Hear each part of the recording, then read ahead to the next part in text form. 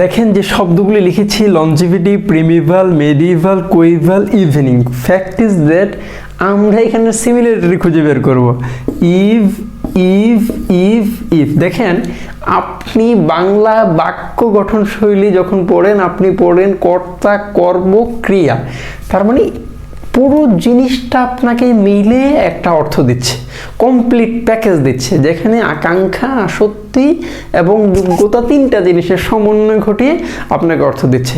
যেমন পাখির আকাশে উড়ে, তার মানে তিনটা শব্দ মিলে আপনার অর্থ দিচ্ছে। ব্যাপারটা এখানে এমন কিনা, অর্থাৎ শব্দগুলোর মাঝেও এমন ব্যাপার আছে। যেমন এই টি ওয়াই মূলত এখানে সাফিক্স, এই আইটা মূলত এখানে কানেক্টিভিটির জন্য ব্যবহার হয়েছে, এই এ এলটা মূলত এখানে সাফিক্স, এই এ এলটা মূলত সাফিক্স, এই এ এলটা মূলত সাফিক্স, ইভিনিং এর আইএনজিটা মূলত এখানে সাফিক্স, কিংবা আচ্ছা সাফিক্সই ধরলাম। দেখেন এখানে ইভি মূলত আজকের আলোচনার বিষয়। আমরা প্রত্যেকটা ক্লাসে এক একটা পার্ট নিয়ে আলোচনা করি। ইভি, ইভি থাকলে মূলত টাইম অর্থ দেয়। কি অর্থ দেয়? টাইম, সময়। এখন দেখেন সময়টা কেমন, আমরা বলছি ইভি থাকলে সময় অর্থ দিবে। এবার দেখেন কিভাবে অর্থ করি।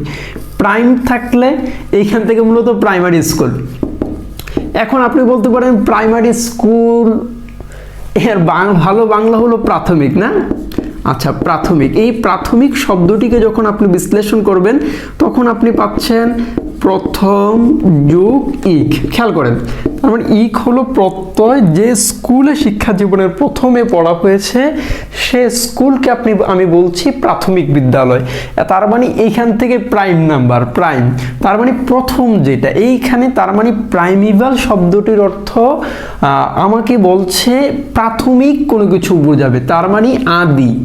খেয়াল করে দেখেন, অথবা প্রাচীন অর্থ দিবে। হ্যাঁ, প্রাচীন। আচ্ছা এখন আসি মেডিভাল, তার মানে মেডিটেশন, তার মানে মিডিয়াম, তার মানে মধ্যযুগ নাকি? তার মানে মেডিভাল মানে মধ্যযুগ। খেয়াল করে দেখেন আপনি এইভাবে অর্থ করেন। হ্যাঁ, আচ্ছা এই মেডিভাল। তার মানে এখন আসি কোইভাল। কো থাকলে উইথ অর্থ দেয়, মানে পাশাপাশি অর্থ দেয়। এখন উইথ মানে পাশাপাশি সমান অর্থ দিবে। কোইভাল মানে হলো তখন অর্থ দিবে সমবয়স্ক। খেয়াল করে দেখেন আপনি কত চমৎকার করে অর্থ করে আসছেন। এবার আসি লং ইভাল, তার মানে লং সময়, লং টাইম, লংজিভিটি, তার মানে দীর্ঘস্থায়ী। দেখেন কত চমৎকার করে আপনি দীর্ঘস্থায়ী, আপনি এইভাবে অর্থগুলো ধরে নিয়ে আসছেন। হ্যাঁ, এখন আসি ইন, মানে এই ইএন নিয়ে মূলত কথা বলেছি। এটা প্রিফিক্স হিসেবে ব্যবহার হয়, এটা সাফিক্স হিসেবে ব্যবহার হয়। এখন এই ইভ মানে কি টাইম, এখন টাইমটা কখন? ইভিনিং, তার মানে কি সান্ধ্যকালীন, তার মানে সান্ধ্যকালীন। আপনি এইভাবে ধরবে শব্দগুলো নিয়ে আসতে পারতেছেন না? কি চমৎকার। হ্যাঁ, এইভাবে একটু বিশ্লেষণ করে দেখেন, আপনি শব্দার্থ পড়ার যে মজাটা এটা আপনি পাবেন। Thank you for watching.